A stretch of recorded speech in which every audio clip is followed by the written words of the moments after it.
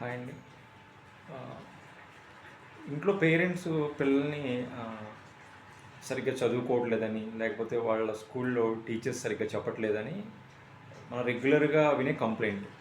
అయితే ఇందులో ఒక ఇంపార్టెంట్ కాంపోనెంట్ అనేది మనం ఒకటి మిస్ అవుతున్నాం. ఏంటంటే పేరెంట్స్ కూడా ఎడ్యుకేటెడ్ అయితే, పేరెంట్స్ కూడా పిల్లలకి ఎంతో కొంత చెప్పగలిగితే ఇంటి దగ్గర రిజల్ట్స్ అనేవి చాలా డిఫరెంట్‌గా ఉంటాయండి.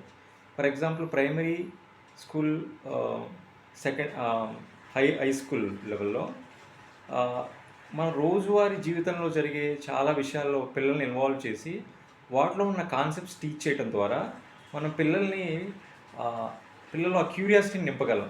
ఆ క్యూరియాసిటీని నింపడం ద్వారా వాళ్ళంతట వాళ్ళే చదువుకునేలాగా మనం వాళ్ళని మోటివేట్ చేయొచ్చు. ఫర్ ఎగ్జాంపుల్ ఏదన్నా మనం ఇంటి దగ్గర ఏదన్నా ఒక విషయాన్ని ఆహ్, ఆహ్, టీచ్ చేస్తున్నప్పుడు అది రియల్ లైఫ్‌లో లింక్ అయి ఉంటే, దానివల్ల వాళ్ళకి క్యూరియాసిటీ కలిగి స్కూల్‌లో దాన్ని ఇంకా ఎక్కువ నేర్చుకోవడానికి అవకాశం ఉంటుంది. ఫర్ ఎగ్జాంపుల్ ఆహ్, పిల్లల్ని కిచెన్‌లోకి తీసుకెళ్ళినప్పుడు సంబంధించిన కొన్ని ప్రశ్నలు వేయడం ద్వారా, ఆ కాన్సెప్ట్స్‌ని వాళ్ళ సైన్స్‌లో ఉన్న సబ్జెక్ట్స్‌తో లింక్ చేయడం ద్వారా, వాళ్ళని తెలుసుకునేలాగా మనం మోటివేట్ చేయొచ్చు. అలానే బయట జరిగే చాలా విషయాల్ని మనం వాళ్ళని ఆన్సర్‌లు కాదు అడగకుండా వాళ్ళని ప్రశ్నలు అడగటం ద్వారా, అలానే ప్రతిదాన్ని క్వెషన్ చేయమని చెప్పడం ద్వారా, మన పిల్లల్లో సైంటిఫిక్ టెంపర్‌మెంట్, క్యూరియాసిటీని ఇన్కల్కేట్ చేయగలుగుతాం.